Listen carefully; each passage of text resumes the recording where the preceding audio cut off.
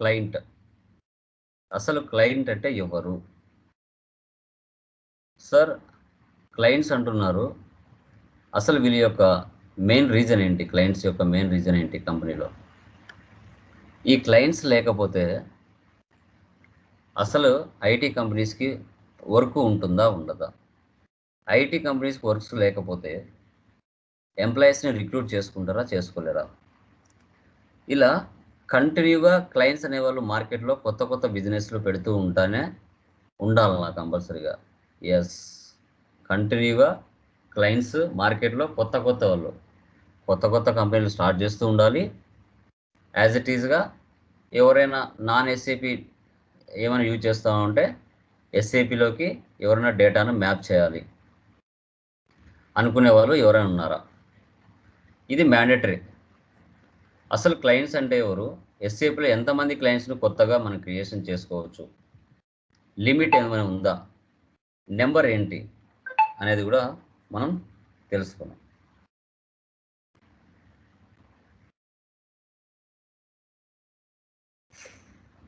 PPT కనబడుతుందా? Confirm చేయండి. Sir కనబడుతుంది సార్. Yeah, done. చూడండి. So client is a highest organisation unit in SAP. Client యొక్క details మనం SCC4T కోడ్లో, టీ కోడ్ అంటే ట్రాన్సాక్షన్ కోడ్ అంటాం. సో ఇది మనం ఎక్కడ చూస్తాం? SCC4 అనే ట్రాన్సాక్షన్లో మనం చూస్తాం. సో క్లయింట్స్ అనేవాళ్ళు ప్రతి ఐటీ కంపెనీకి దేవుళ్ళతో సమానం. ఎందుకంటే ఒక టీసీఎస్ కంపెనీ అయినా, ఇన్ఫోసిస్ కంపెనీ అయినా, కాగ్నిజెంట్ కంపెనీ అయినా, క్యాప్జెమినీ కంపెనీ అయినా, విప్రో కంపెనీ అయినా, వాళ్ళందరికీ పని దొరకాలంటే మార్కెట్లో క్లయింట్స్ వీళ్ళకి దొరకాలి. కొత్తగా క్లయింట్స్ ప్రాజెక్టులు ఇస్తూ ఉండాలి. అలా ఇస్తూ ఉన్నప్పుడే ఐటీ కంపెనీస్కి చాలా వర్క్ దొరుకుతుంది. అలా చాలా వర్క్ ఉన్నప్పుడు మిమ్మల్ని హైర్ చేసుకుంటారు. మీకు లక్షలలో ప్యాకేజీలలో శాలరీస్ ఇవ్వడం జరుగుతుంది. ఎవరైతే ఫస్ట్ టైము ఏ క్లయింట్ అయితే ఫస్ట్ టైము ఎస్ఏపి సాఫ్ట్వేర్ని ఉపయోగించాలనుకుంటాడో, సో అలా ఉపయోగించుకోవాలనుకున్నప్పుడే ఐటీ కంపెనీస్ పని దొరుకుతుంది. వాళ్ళు మిమ్మల్ని రిక్రూట్ చేసుకుంటారు. ఎస్ఏపిలో క్లయింట్ని వచ్చేసి హైయెస్ట్ ఆర్గనైజ్డ్ యూనిట్ అని పిలుస్తారు. అది గుర్తుపెట్టుకోండి. తర్వాత సో ఎస్ఏపిలో ఎంతమంది క్లయింట్స్ని క్రియేట్ చేయొచ్చు సార్ అంటే 999 క్లయింట్స్ని 3 డిజిట్ నెంబర్తో ఎస్ఏపిలో క్రియేషన్ చేయొచ్చు. సో క్లయింట్స్ అన్నా సర్వర్స్ అన్నా ఒకటే.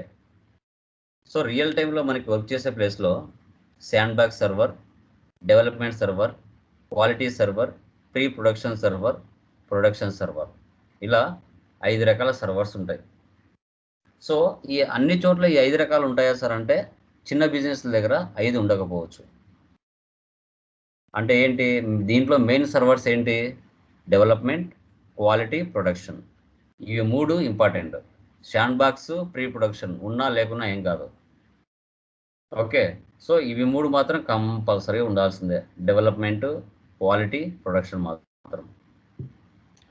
పక్కన నేను జస్ట్ 100, 200, 300, 400, 500 అని జస్ట్ నెంబర్ ఇచ్చాను. ఓకే, రియల్ టైం స్క్రీన్ ఇలా ఉంటుంది మనకి. చూడండి, క్లయింట్ 000, 700, 800. సో EUR అంటే కరెన్సీ, యూరోప్, USD అంటే అమెరికా, INR అంటే ఇండియా. ఇప్పుడు దీంట్లో మీకు ఏదైనా ఇవ్వచ్చు. మీరు ఏ ప్రాజెక్ట్ కింద పనిచేస్తూ ఉండొచ్చు. అన్నీ మీకు ఇవ్వరు. దాంట్లో 3 కంపెనీలు ఉంటే 3 కంపెనీలో మీకు యాక్సెస్ ఉండదు. ఏ కంపెనీలో మీకు యాక్సెస్ ఉంటే అదే కంపెనీలోనే మీకు యాక్సెస్ ఉంటుంది.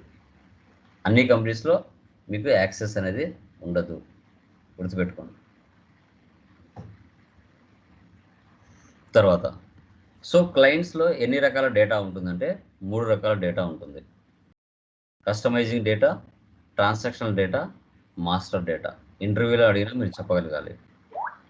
టేబుల్స్, మీ డేటా అంతా ఎక్కడ చూడొచ్చు అంటే SE16N అనే టేబుల్స్లలో ఈ 3 రకాల డేటాని మీరు చూడొచ్చు. అసలు ఫస్ట్ ఏం చేయాలి? కస్టమైజింగ్ డేటా చేయాలి. అంటే ఒక పర్చేజ్ బిల్లు కానీ సేల్ బిల్లు కానీ ఎంటర్ చేయాలంటే ఫస్ట్ మీరు కాన్ఫిగరేషన్లు చేయాలి. FI కన్సల్టెంట్ అంటే మీరు ఇప్పుడు నేర్చుకుంటున్నారు కదా, ఆ నేర్చుకునేదంతా కూడా కాన్ఫిగరేషన్స్ మీరు చేయాలి. అకౌంట్స్ పేయబుల్, అకౌంట్స్ రిసీవబుల్స్, తర్వాత ఎంటర్ప్రైజ్ స్ట్రక్చర్, గ్లోబల్ సెట్టింగ్స్, తర్వాత మీకు చార్ట్ ఆఫ్ అకౌంట్స్, ఇవన్నీ మీరు చేయాలి. జిఎస్టీ ఇవన్నీ చేయాలా, డన్నింగ్. వీటినే కస్టమైజింగ్ డేటా అంటారు. ఆ కాన్ఫిగరేషన్ అన్నీ చేసిన తర్వాత ట్రాన్సాక్షన్లు చేస్తారు. డైలీ బిజినెస్లో జరిగే daily transactions, purchase, sales, expenses, incomes, ఇవన్నీ కూడా వీటిని మనం ట్రాన్సాక్షనల్ డేటా అంటాం. తర్వాత మాస్టర్ డేటా. సో మీకు ఎంతమంది క్లయింట్స్ ఉన్నారు, like vendors, customers, assets, GLs, cost centres, cost elements, వీరంతా మాస్టర్ డేటా కింద షో చేస్తుంది. ఈ 3 రకాల డేటా మనం ఎక్కడ చూడొచ్చు సార్ అంటే టేబుల్స్లలో అంటే SE16Nలో SE16Nలో మనం చూస్తాం. గుర్తుపెట్టుకోండి. ఎస్కేప్. ఓకే, ఎగ్జాంపుల్, ఒక క్లయింట్ వచ్చేసి ఓక్లే, ఫెడరల్ మొఘల్, ప్రగతి మిల్క్ ప్రొడక్ట్స్ ప్రైవేట్ లిమిటెడ్, వీళ్ళు క్లయింట్స్ అనుకోండి. సో వీళ్ళు ఎస్ఏపి సాఫ్ట్వేర్ని ఫస్ట్ టైం ఉపయోగించాలనుకుంటున్నారు. వీళ్ళు డైరెక్ట్గా వెళ్ళి ఎస్ఏపి కంపెనీకి వెళ్ళి సాఫ్ట్వేర్ తెచ్చి ఇన్స్టలేషన్ చేసుకోలేరు, ఎందుకంటే వాళ్ళకి ఎస్ఏపి రాదు. కాబట్టి క్లయింట్స్ ఏం చేస్తారు, మధ్యలో మీడియేటర్స్ ఎవరున్నారు, IT companies, TCS, IBM, Infosys, వీళ్ళ ద్వారా వీళ్ళకి ఆ ప్రాజెక్ట్స్ని ఇచ్చి ఈ ఐటీ కంపెనీస్ వెళ్ళి ఎస్ఏపి కంపెనీ దగ్గర వెళ్ళి సాఫ్ట్వేర్ పర్చేజ్ చేసి ఆ యొక్క సాఫ్ట్వేర్ని క్లయింట్ బిజినెస్లో ఇన్స్టలేషన్ చేసి వాళ్ళ యొక్క బిజినెస్ ప్రాసెస్ అనేది ఎస్ఏపిలోకి మ్యాప్ చేస్తారు ఐటీ కంపెనీస్ వాళ్ళు. ఓకే, సో ఇది ప్రాసెస్ జరిగేది. సో టైప్స్ ఆఫ్ ఎర్రర్స్ మీకు ఇంటర్వ్యూ పాయింట్ అడిగినప్పుడు చెప్పాలి. టైప్స్ ఆఫ్ ఎర్రర్స్ క్లయింట్స్లో మీరు ఏం ఫేస్ చేశారు అంటే master data errors, configuration errors, technical errors, user mistake errors, new requirements, interfaces errors, ఇవన్నీ నేను ఫేస్ చేశాను అని చెప్పాలి మీరు ఫేక్ ఎక్స్పీరియన్స్ పెట్టుకుని వెళ్తే. ఈ మాస్టర్ డేటా ఎర్రర్స్ ఎవరు సాల్వ్ చేస్తారు సార్ అంటే MDM, master data management team ఒకటి ఉంటుంది.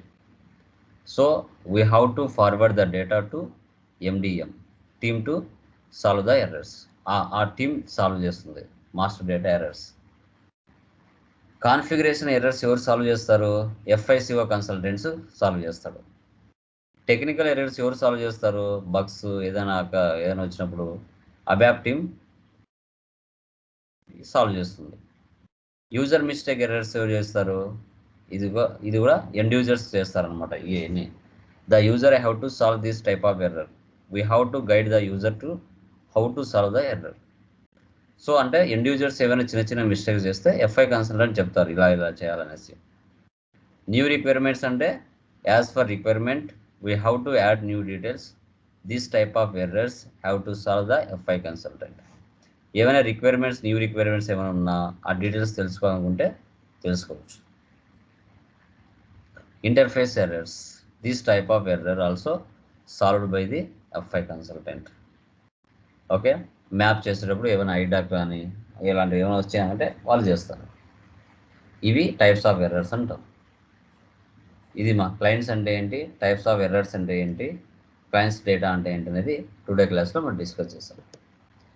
సో టుమారో మనకి సిస్టమ్ ల్యాండ్స్కేప్ అంటే ఏంటి, టైప్స్ ఆఫ్ ప్రాజెక్ట్స్ అంటే ఏంటి, అసాప్ మెథడాలజీ అంటే ఏంటో టుమారో క్లాస్లో థియరీ ఆడికి కంప్లీట్ అవుతుంది. ఓకే, మన్నాటి నుంచి మనము కాన్ఫిగరేషన్స్లోకి ఎంటర్ అవుతాం. సో SAP సాఫ్ట్వేర్ ఇన్స్టలేషన్ చేసుకోండి. ఆల్రెడీ నేను మీకు నెంబర్ ఇచ్చాను, ఆల్రెడీ మీ సిస్టమ్స్లలో ఇన్స్టలేషన్ చేసుకొని రెడీగా ఉండండి. డే ఆఫ్టర్ టుమారో నుంచి మనం ఇంకా కాన్ఫిగరేషన్లు స్టార్ట్ చేస్తాం. ఫస్ట్ 3 days మనకి బేసిక్ ఇన్ఫర్మేషన్ ఏంటి, వాట్ ఈజ్ వాట్ అనేది మనం డిస్కషన్ చేస్తాం. నెక్స్ట్ వచ్చేసి ఇంకా కాన్ఫిగరేషన్స్ మనం స్టార్ట్ చేస్తాం. ఆలోపు సాఫ్ట్వేర్ ఇన్స్టలేషన్ చేసుకోండి లేట్ చేయకుండా. ఓకేనా, ఎవరికైనా డౌట్స్ ఉన్నాయేమో, ఎనీవన్ ప్లీజ్ కన్ఫర్మ్. ఇవన్నీ PDFs నేను మీకు ఇస్తాను ఏ రోజు ఎట్టని, మీరు స్క్రీన్ షాట్స్ ఇవన్నీ తీసుకోవాల్సిన అవసరం లేదు. నేను అన్నీ కూడా నీట్గా ఇచ్చేస్తాను, ప్రొవైడ్ చేస్తాను, డోంట్ వరీ.